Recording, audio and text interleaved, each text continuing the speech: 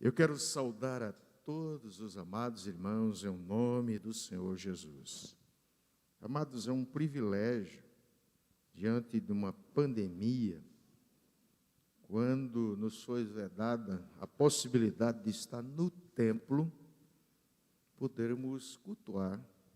Imagine só se não houvesse internet. Nós estaríamos numa situação muito complicada. Teríamos que telefonar para os irmãos para dizer que ore em casa, estude a palavra em casa, reúna a família. Mas, graças a Deus, nós temos esse instrumento que pode ser usado para o bem, para a bênção, para a edificação, para que os irmãos sejam também abençoados com a bênção que nós temos sido também abençoados. É claro que temos vivido dias de lutas, de dificuldades, muitos telefonemas pedindo oração. São irmãos nossos que estão passando por tempos difíceis e nós temos que nos segurar naquele que é maior, mais poderoso e que tem todas as soluções que porventura nós carecemos. É claro que isto vai ser feito segundo a sua boa, perfeita e agradável vontade. Não importa, amados, se vivendo na tribulação ou se vivendo na tranquilidade e bonança. O Senhor jamais nos deixará, jamais nos abandonará. Então fique conosco. Esse é o momento de edificação e a gente, diante dessa realidade que é a pandemia, nós precisamos nos chegar mais ao Senhor. Por isso, a nossa programação tem sido mais intensa na questão da oração. Nós precisamos orar. Orar, orar e orar. Alguém já disse o seguinte: quando o povo de Deus ora, o inferno treme, mas o céu se move e coisas novas acontecem na terra. Então, cientes desta verdade, é que nós queremos estar na presença do Senhor. Sabe, amados, só tomamos gosto de estar com alguém quando a gente conhece essa pessoa. O conhecimento nos leva a desejar, a amar, a querer estar presente. Então, acontece quando você conhece alguém, começa a namorar e noivar, aí chega um momento que você diz assim: não dá para ficar mais longe um do outro. Nos separar, vamos nos unir. E aí acontece o casamento, que é uma aliança, assim como nós fazemos aliança com Deus. Esta aliança nos leva mais ao conhecimento. Eu sempre digo aos noivos que eles não se conhecem. Por mais que eles tenham vivido tempo no namoro, no noivado, mas eles não se conhecem. Só vão se conhecer realmente quando tiver que dividir a cama, tiver que dividir o banheiro, tiver que dividir tudo em casa, alimentação, tudo.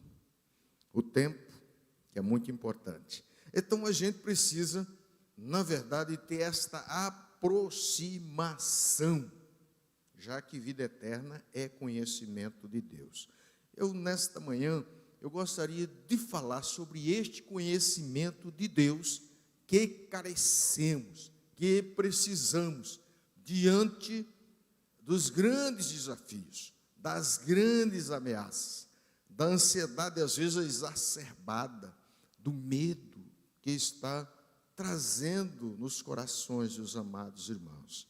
É claro, nós nos sentimos medrosos ou temos medo, porque nos sentimos ínfimos, pequeninos, diante de todo o vendaval, toda a tempestade que estamos enfrentando todos os dias.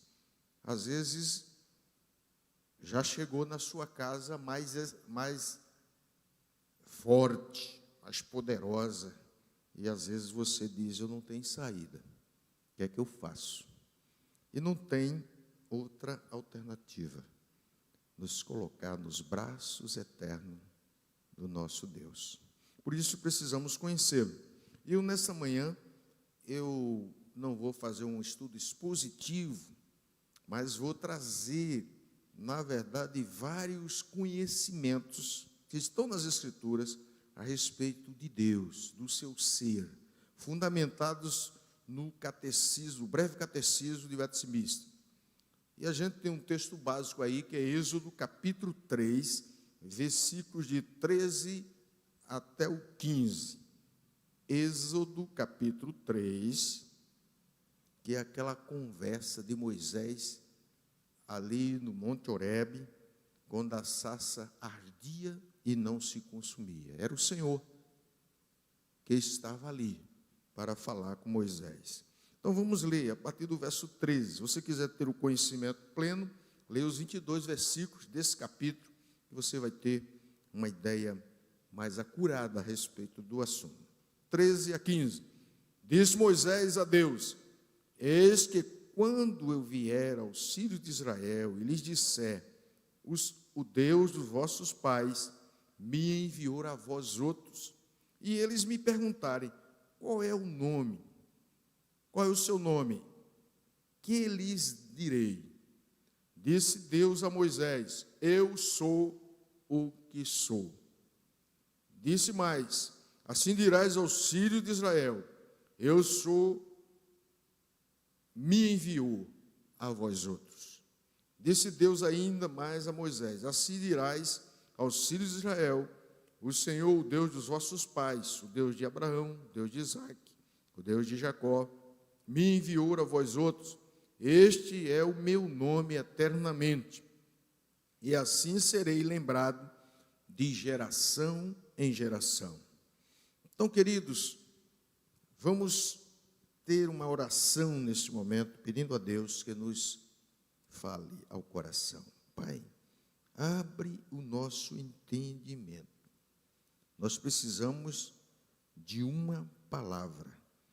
Eu sei, Pai, que uma palavra procedente dos teus lábios nos edificará. Uma palavra vindo de ti dará fortalecimento, erguerá a nossa cabeça que às vezes está inclinada por causa das decepções, das crises, das dificuldades. Vem falar conosco nesta manhã, no nome de Jesus. Amém. Amados, qual é a coisa principal que as Escrituras nos ensinam? Vocês já pensaram nisso? O nosso breve catecismo faz essa pergunta. Qual é a coisa principal que as Escrituras nos ensinam? Não sei se você parou para pensar ou imaginar a respeito desta pergunta, que é uma pergunta importante. A resposta do nosso catecismo é: a coisa principal que as Escrituras nos ensinam é que o homem deve crer acerca de Deus e o dever que Deus requer do homem. O que o homem deve crer e qual é o seu dever em relação a Deus. Esta é a pergunta 3. Mas a pergunta 4, ela diz assim: quem é Deus? Nós não podemos, na verdade, responder de forma plena, de forma real, a pergunta 3, se a gente não tiver o conhecimento desta pergunta 4. Deus é Espírito, é a resposta, infinito, eterno, imutável em seu ser, sabedoria, poder, santidade, justiça, bondade e verdade. Então, a coisa principal que a Escritura nos ensina é, vocês se lembram?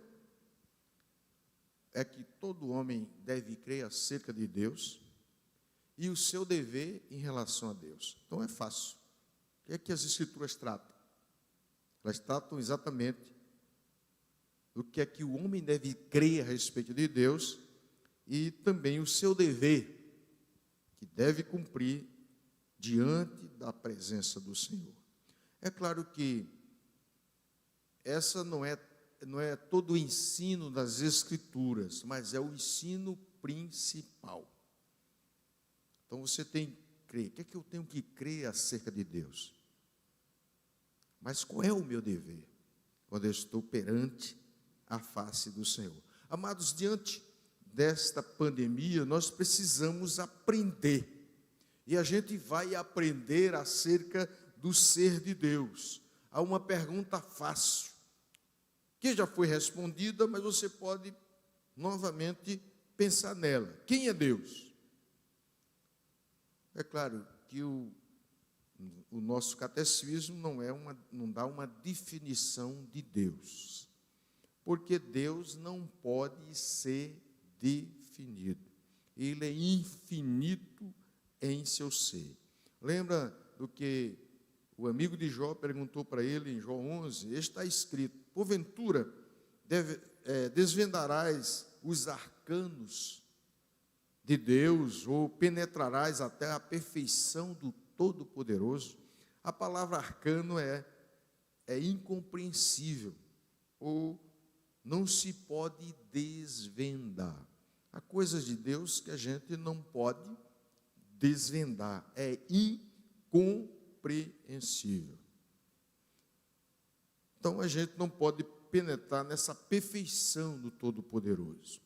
É uma declaração sucinta, mas uma declaração perfeita acerca da natureza de Deus, a sua perfeição, os seus atributos. Moisés perguntou e o Senhor respondeu. Êxodo 3, 13 e 14, disse Moisés a Deus: eis que quando eu vier aos filhos de Israel e lhes disser o que o Deus de vossos pais me enviou a vós outros, e eles me perguntarem: qual é o seu nome? Que lhes direi? Disse Deus a Moisés: eu sou o que sou. Imagina, vamos pensar nessa resposta. Eu sou o que sou. O que é que vem na sua mente? Eu sou sempre presente. Eu sou o eterno. Na minha natureza não tem limites, eu sou infinito. Então a gente poderia trazer várias verdades a respeito do que Deus falou para Moisés. E Deus disse mais: eu sou o que sou. E assim dirás aos filhos de Israel: o eu sou me enviou a vós outros. Ou seja, o Eterno me enviou a vós outros. Queridos, pensando neste ser de Deus, primeiramente nós temos que nos lembrar que Deus é Espírito. As Escrituras ensinam que Deus é Espírito. Jó 4, 15 a 17 diz assim: então um Espírito passou por diante de mim, fez-me arrepiar os cabelos do meu corpo, parou ele, mas não lhe discerni a aparência. Um vulto estava diante dos meus olhos. Houve silêncio e ouvi uma voz. Seria porventura o mortal justo diante de Deus? Ele ouviu essa voz, Jó ouviu essa voz. Seria acaso o homem puro diante do Criador? É claro que Jó estava se justificando aos seus amigos e também trazendo a verdade de que eu não fiz nada de errado para receber todo esse mal. Aí o Espírito de Deus fala ao coração de Jó. Seria porventura o mortal justo diante de Deus? Seria acaso o homem puro diante do seu Criador? Então, mesmo obtendo bom testemunho de ser homem reto, temente a Deus e que desvia do mal, Deus estava dizendo para Jó que ele não era totalmente puro. vivendo aqui na terra dos mortais. Também Jesus disse à mulher samaritana: Deus é espírito, e importa que os seus adoradores o adorem em espírito e em verdade. Portanto, amados, Deus não tem corpo, disse Jesus. O espírito não tem carne, nem ossos. Foi aquela palavra, aquela experiência, depois da ressurreição, Jesus se apresentou aos seus discípulos. Lucas narra isso de forma muito bela, em Lucas 24, 39. Vede as minhas mãos e os meus pés, que sou eu mesmo. Apalpai-me e verificai, porque um espírito não tem carne nem osso, como vedes que eu tenho. Então, amados, Deus não tem carne nem osso. No seu ser, na sua natureza, Ele é espírito. E a gente tem que ter esta verdade no nosso coração. Mas como entender o que as Escrituras dizem acerca de Deus? A gente lê Êxodo 31, 18, lá está escrito que Deus tem dedo. E tendo acabado de falar com ele no Monte Sinai, deu a Moisés as 2 tábuas do testemunho, tábuas de pedra, escrita pelo dedo de Deus. Então, Deus tem dedo. Também em Jó 9, 21, fala sobre a mão de Deus. Compadecei-vos de mim, amigos meus, compadecei-vos de mim, porque a mão de Deus me atingiu. Então, Jó está falando sobre a mão de Deus. Também, em Atos 13, 17, ele está falando sobre os braços de Deus. O Deus deste povo de Israel escolheu nossos pais e exaltou o povo durante sua peregrinação na terra do Egito, de onde os tirou com um braço poderoso. Então, Deus tem braço? A gente pode, na verdade, ficar com essas questões. Deus tem ouvidos e tem olhos. Neemias 1,6 está dizendo: estejam, pois, atentos os teus ouvidos e os teus olhos abertos, para acudires à oração do teu servo, que hoje faço na tua presença. Então, Deus tem olhos, Deus tem ouvidos. É claro, amados, que essas expressões, elas são extremamente necessárias para a nossa compreensão a respeito de Deus. Um espírito não tem a forma humana. São antropomorfismo. Essa palavra antropomorfismo é uma palavra formada de 2. Antropos, homem ou humano, e ismo, morfismo, que é a palavra para aparência, para trazer a imagem, apenas a aparência, a imagem, a forma do homem. Interessante que Deus, ele para se comunicar conosco, ele precisou, na verdade, mesmo na antiga aliança, no Antigo Testamento, ele se apresentou muitas vezes em forma quase que humana, como anjo, Mas ali, no Monte Horebe, a sarça ardia e não se consumia. E a palavra diz que o anjo do Senhor falou para Moisés. Ele ouviu a voz do anjo do Senhor. Uma outra visão real da realidade de Deus, a gente tem quando Moisés recebeu as tábuas da lei. Como é que aconteceu ali? Que figura foi nos trazido a respeito desse Deus que é Espírito? O monte fumegava e pegava fogo. Ninguém via uma aparência. Apenas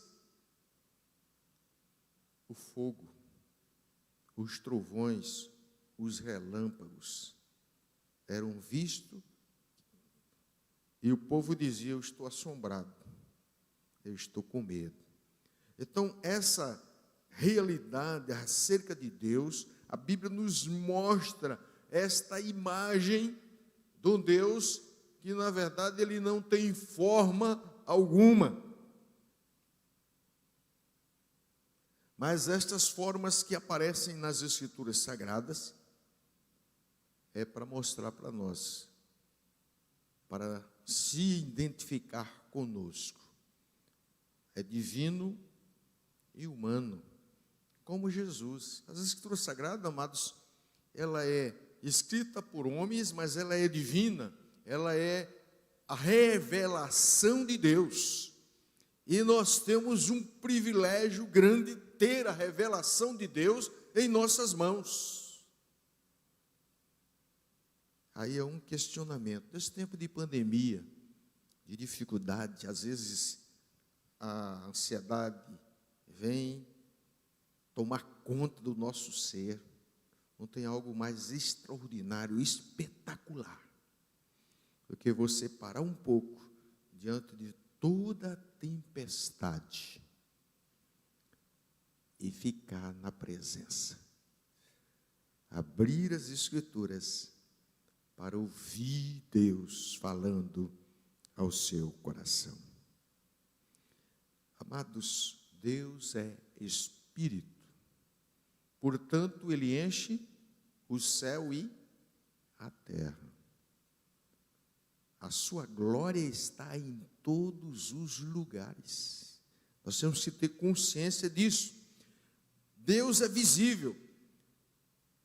1 Timóteo, capítulo 1, versículo 17, diz assim ao Rei eterno, imortal, invisível, Deus único, honra e glória pelos séculos dos séculos. Então, Ele é invisível. Estas formas que Ele deixa aparentar é para que tenha contato com a gente.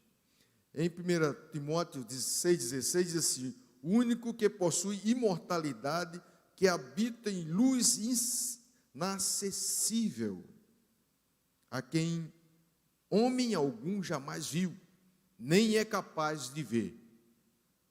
A Ele a honra e o poder eterno. Amém. Todavia, amados, que viram a Jesus, o Filho de Deus, num certo sentido, viram a Deus. O Pai, pois Jesus é a imagem do Deus invisível, como uma, vamos dizer assim, uma identificação conosco. Imagina a gente comparecer apenas diante de uma luz, de um clarão ou de um fogo.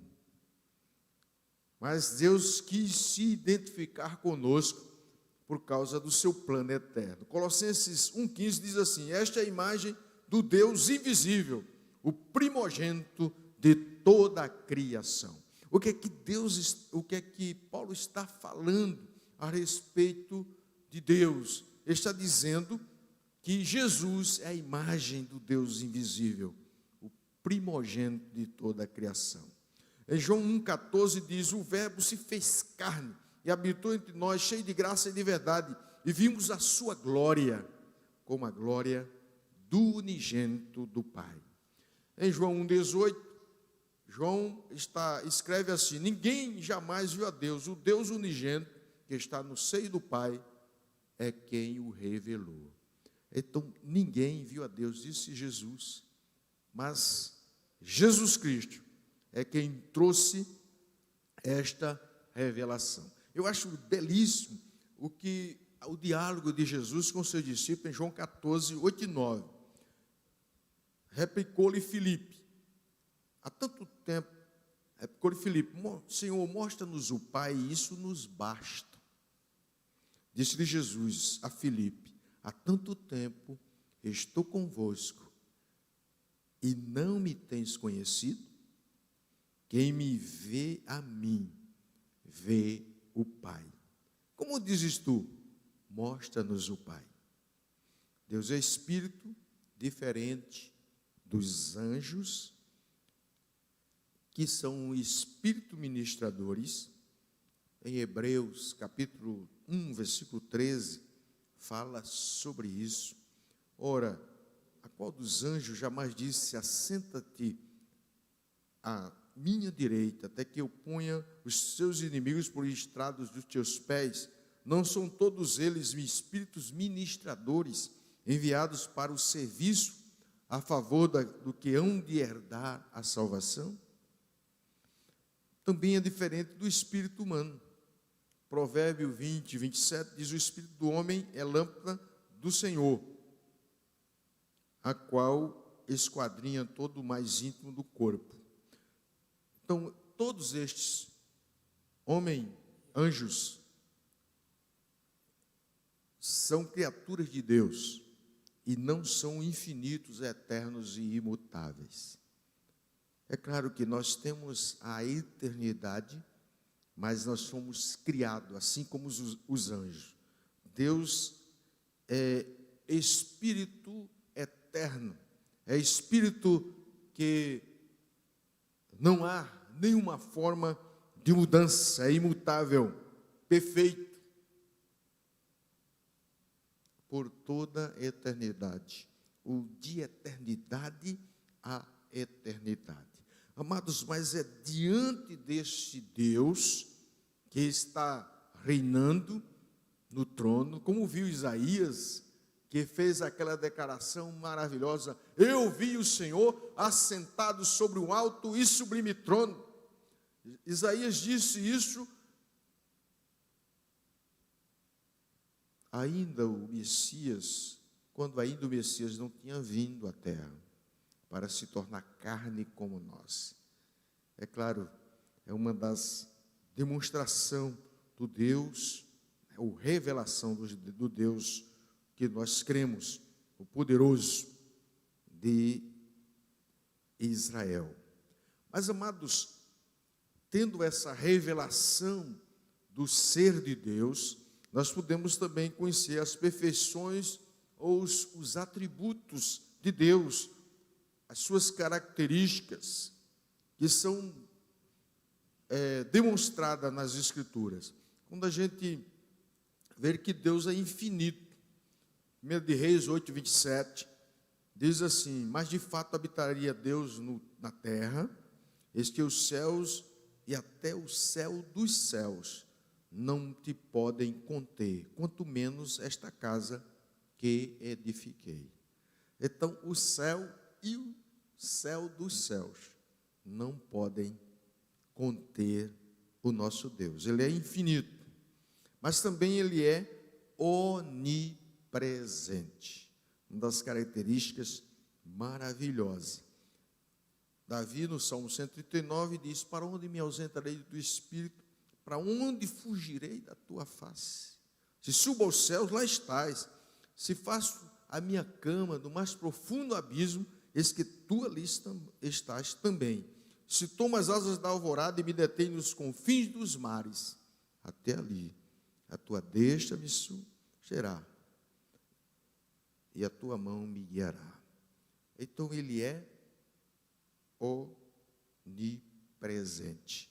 Não podemos fugir. Ele enche o céu e a terra, a sua finitude está em todo lugar do universo. Se nós pegarmos uma espaçonave e formos habitar na Lua, Deus está lá. Se formos habitar em Marte, como há um projeto já para explorar Marte, né? Deus está lá em Marte. Se tomarmos uma espaçonave que tenha condição de singrar a Via Láctea e encontrar outras galáxias, nós nos encontraremos com Deus. Saiba que esse texto diz que nem a profundidade, o homem desceu até 11 quilômetros de profundidade dentro do mar. É a maior profundidade que o homem já alcançou, que o ser humano desceu. É claro, no mini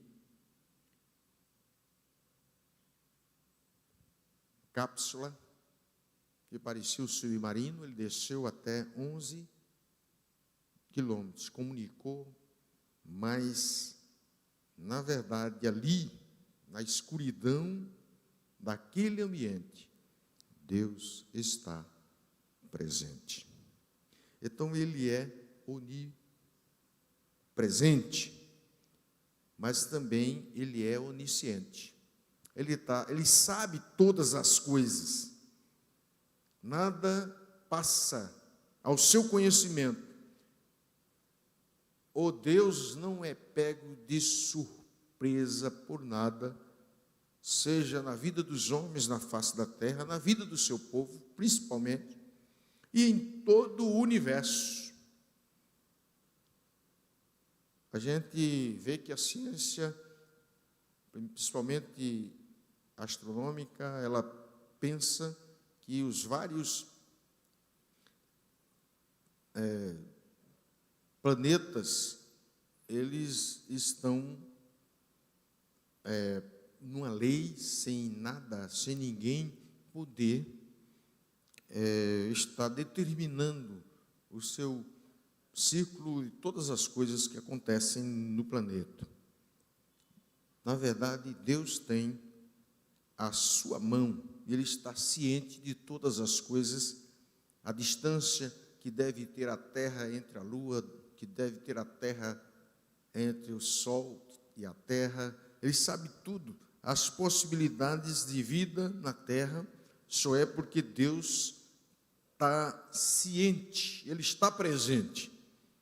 E o texto nos fala que Ele esteve presente até no momento em que o óvulo da sua mãe foi fecundado pelo espermatozoide de seu pai.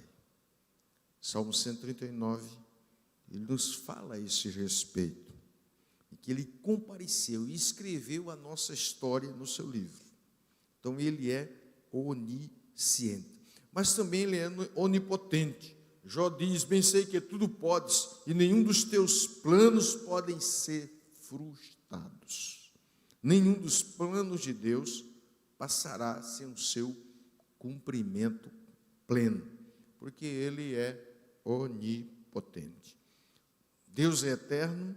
O Salmo 90 descreve isso. Moisés, escrevendo esse salmo, diz: antes que os montes nascessem e se formasse a terra e o mundo, de eternidade a eternidade, tu és Deus.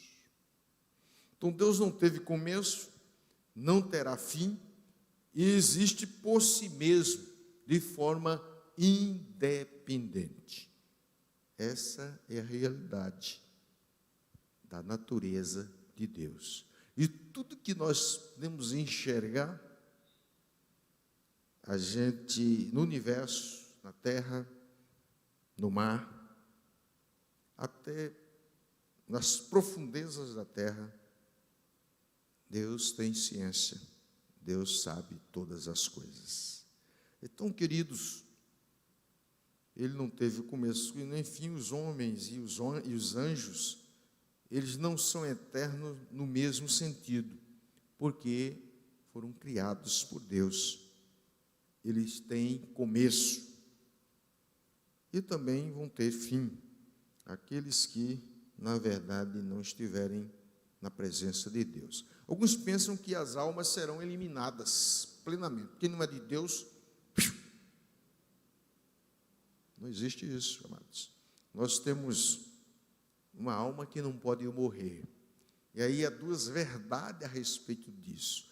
Deus é eterno, mas aqueles que não têm o Senhor Jesus Cristo irão padecer no juízo eterno, que a Bíblia chama lago de fogo, lá em Apocalipse. E aqueles que têm o Senhor vão para as benesses eternas na presença do Senhor. Então, nesse sentido, amados, Deus é imutável. Malaquias 3,16 diz: porque eu, o Senhor, não mudo, por isso vós, ó filhos de Jacó, não sois consumidos. Tiago 1,17 também diz: toda boa dádiva e todo dom perfeito são lá do alto, descendo do Pai das luzes, em quem não pode existir variação ou sombra de mudança. Então veja bem, que coisa grandiosa, porque o que Deus prometeu no plano redentivo, Ele vai cumprir de forma plena. Se Ele escolheu a você antes da fundação do mundo, Ele não tem nenhuma ideia ou vontade de lhe deixar perdido. Ele escolheu na sua sabedoria. Ele é imutável, ele não muda. Ele é o mesmo ontem, hoje e será para todo sempre. É claro que em Hebreus fala a respeito de Jesus, o Cristo glorificado, o Cristo que tem as duas naturezas, é homem e também é Deus. Ele não precisa mudar. Mudança para melhor subtende imperfeição anterior. E mudança para pior implica imperfeição posterior. E isto seria um absurdo se falar em relação a Deus. Deus não muda. Ele é o mesmo ontem, hoje e será para sempre. Não há mudança. Então, o que Ele resolveu em relação à nossa vida vai acontecer. Por isso Jó disse: bem sei que tudo podes, e nenhum dos teus planos pode ser frustrado. Agora, interessante, quando a gente vê a experiência de Jó, que ele passou por tudo aquilo, por todo o sofrimento. Imagine você num dia só perder todos os seus filhos, num dia só perder tudo que você construiu durante a sua vida, toda a sua riqueza, todos os seus bens. E num dia só você perder a saúde e ficar chagado da cabeça aos pés. E ainda ter uns amigos que começam a lhe acusar: você está errado, você é pecador. Isso é justiça de Deus na sua vida. Você não presta. Imagine só uma pessoa numa situação como essa, e aí ele ia ter com os amigos falavam isso. Ele ia ter com a esposa disse: olha, amaldiçoa esse teu Deus e morre. Que situação, não somente física, mas emocional, psicológica. A gente não queira estar numa situação como esta, né? Às vezes a gente fica imaginando, quando passamos em sofrimento, e perguntamos: mas por que eu? Imagine que Jó poderia dizer: por que eu, né? Mas Senhor, por que eu? Mas a palavra diz que Jó, em nenhuma das suas lamentações e tristezas e questões diante de Deus, ele pecou.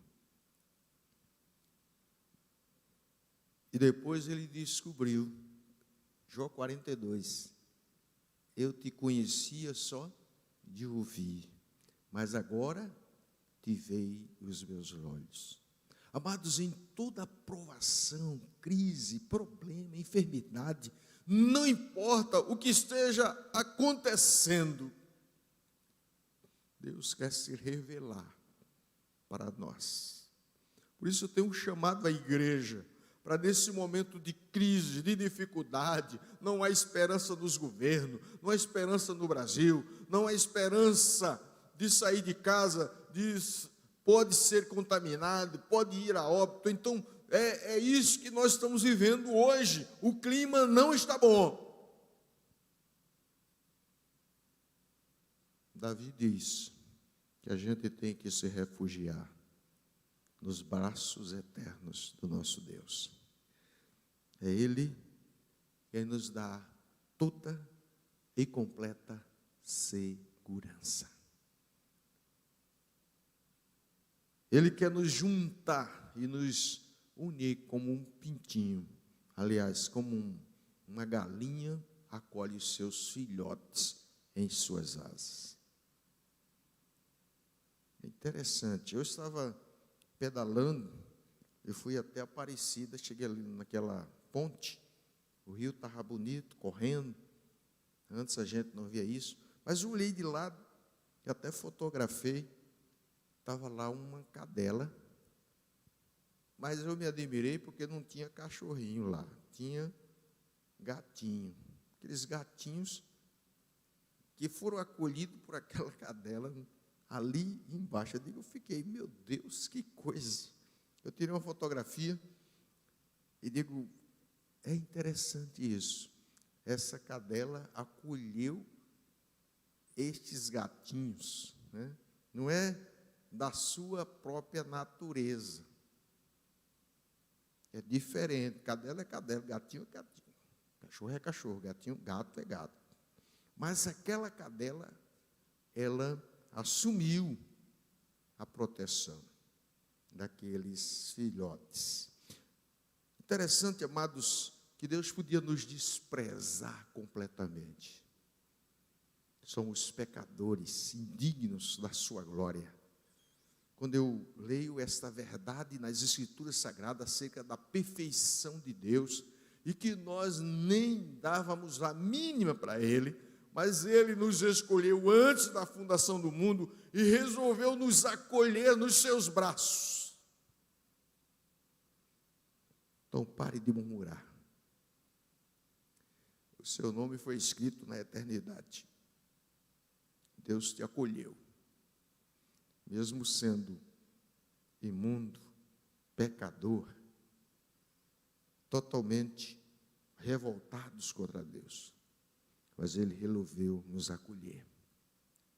E por causa disso, Ele enviou o seu Filho a esta terra, para dizer que é real, está no meu coração, no meu espírito, esse acolhimento. Eu estou falando em linguagem humana, né? Deus é espírito, mas no seu coração, no seu ser, Deus resolveu nos amar. Bendito seja o seu nome. Então, queridos, Deus é espírito infinito, eterno e imutável em seu ser. Ser, só Deus pode dizer, eu sou o que sou.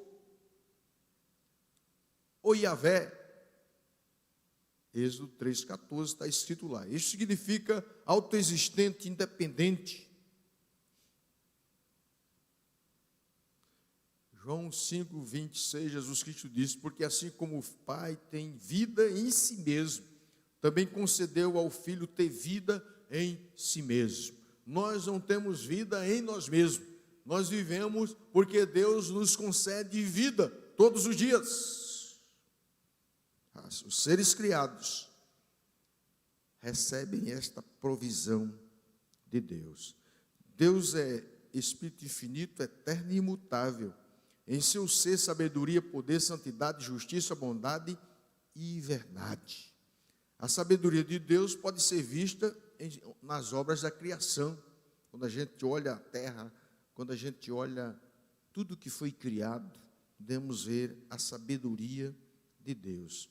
O salmista, no Salmo 104, versículo 27, ele diz, 24, diz, que variedades, Senhor, nas tuas obras, todas com sabedoria as fizeste, cheia está a terra das tuas riquezas. Então, nas obras da providência, Deus também é sábio. Sabemos que todas as coisas cooperam para o bem daqueles que amam a Deus. Deus está providenciando todas as coisas para o nosso bem.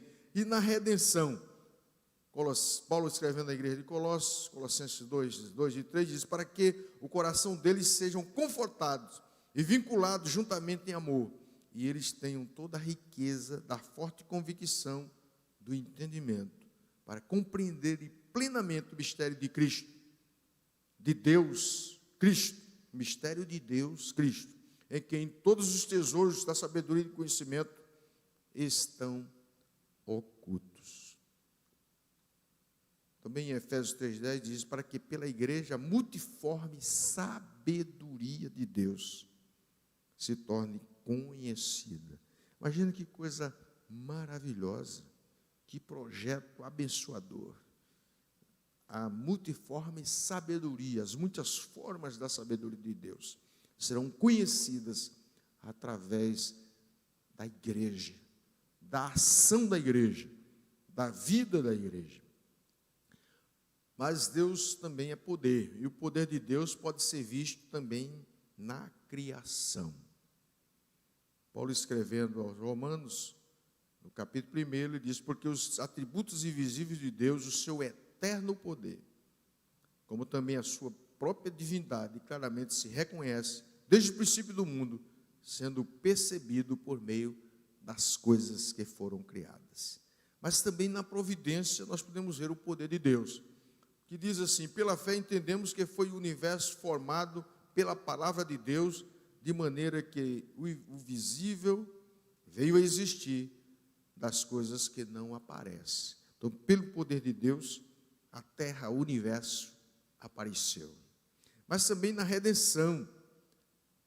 Paulo, escrevendo à igreja de Roma, no capítulo 1, versículo de Romanos, capítulo 1, versículo 16, diz: pois não me envergonhe do evangelho, porque é poder de Deus para a salvação de todo aquele que nele crê.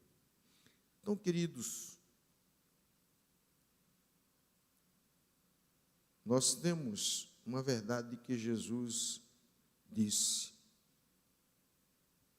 isto é impossível aos homens, mas para Deus tudo é possível.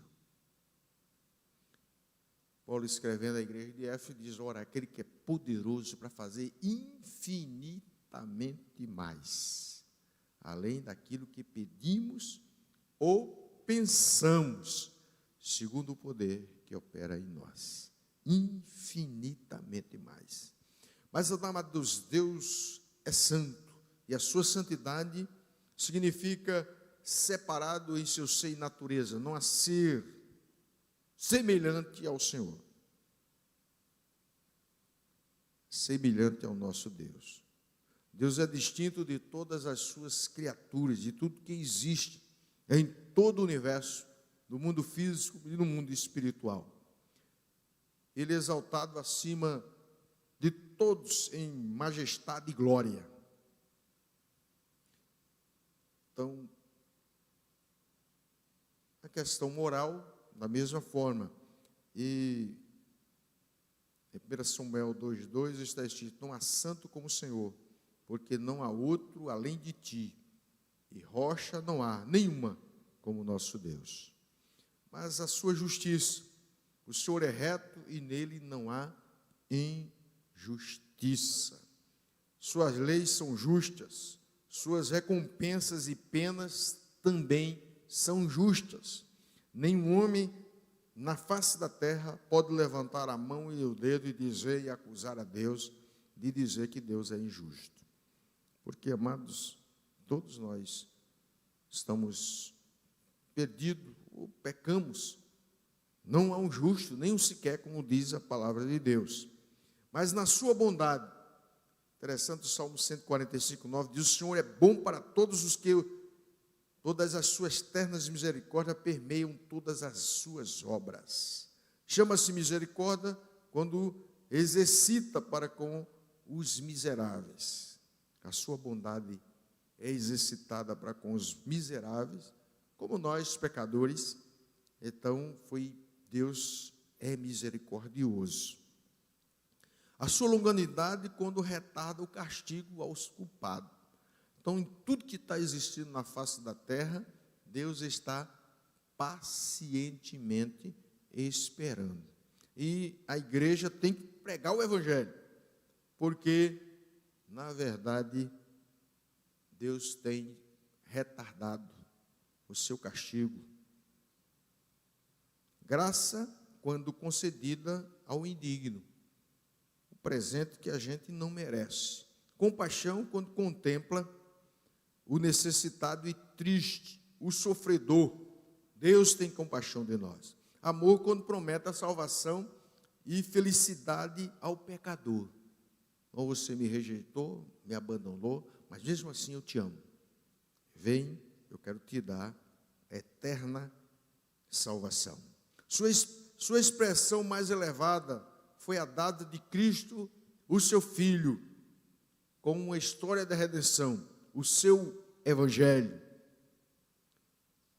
Romanos 8,32 diz: aquele que não poupou seu próprio filho, antes por todos nós entregou, porventura nos dará graciosamente todas as coisas. Verdade, Deus é verdadeiro em contraste também com os ídolos. E a gente lê aí, né? Em Salmo 135, 15 a 18, os ídolos das nações são para prata e ouro, obra das mãos dos homens. Tem boca e não fala, tem ouvido e não vê. Aliás, tem ouvidos e não ouvem, tem olhos e não veem, tem ouvidos, pois não há alento de vida na sua boca. Como eles se tornam todos os que fazem e todos os que confiam. Interessante que ele diz aí, tornam-se semelhantes a eles. A estes, a sua boca não fala nada que convém, os seus olhos não veem nada que agrade a Deus, e os seus ouvidos não ouvem aquilo que Deus está falando.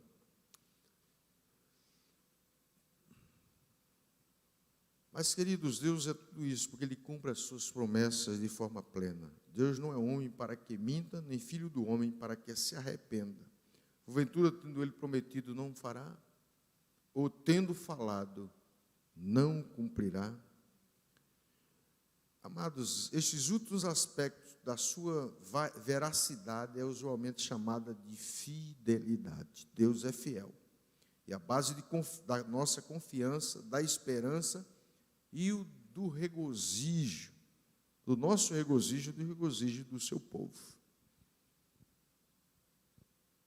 E nós temos que nos colocar diante desse Deus, que é o nosso Deus, que resolveu se revelar a nós.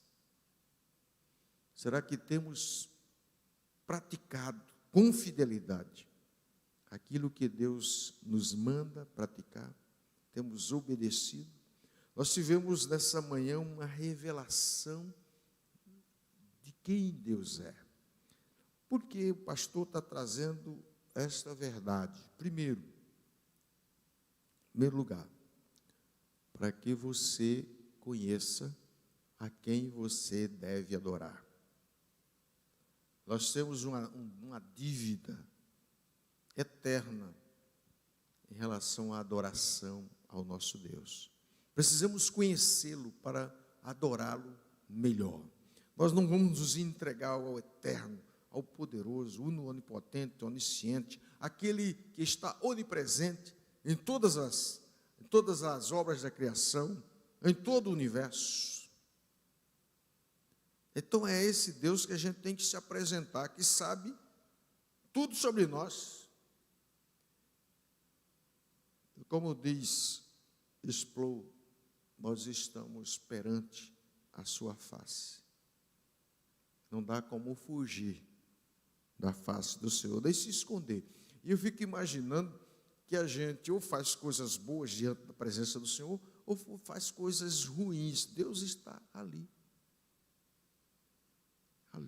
presente. É o corendel, presença real de Deus em todos os momentos da nossa vida, seja dormindo, seja acordado. Davi diz: quando acordo, ainda estou contigo, porque Deus está presente em todo o nosso viver, no nosso cotidiano, no nosso ordinário.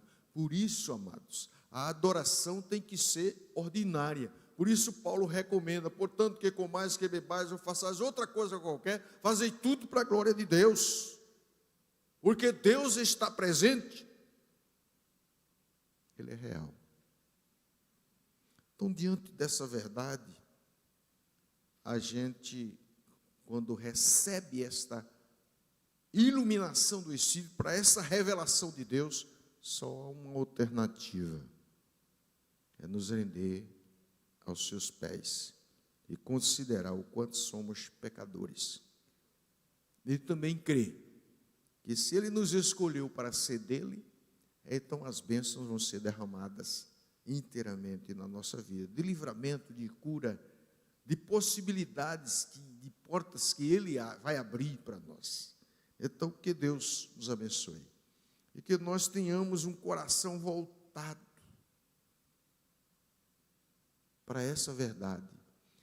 Deus jamais mudará sobre aquilo que Ele determinou na eternidade em relação à sua vida. Jamais mudará. Não importa o que aconteça, Deus não muda. O seu amor é eterno. E a sua bondade permanece para com a sua vida, para com a sua casa, a sua família. Então creia assim e se erga diante desta pandemia, diante desses desafios e se prostre aos pés do Senhor. É o momento da gente se voltar inteiramente para o Senhor. Então que Deus nos abençoe.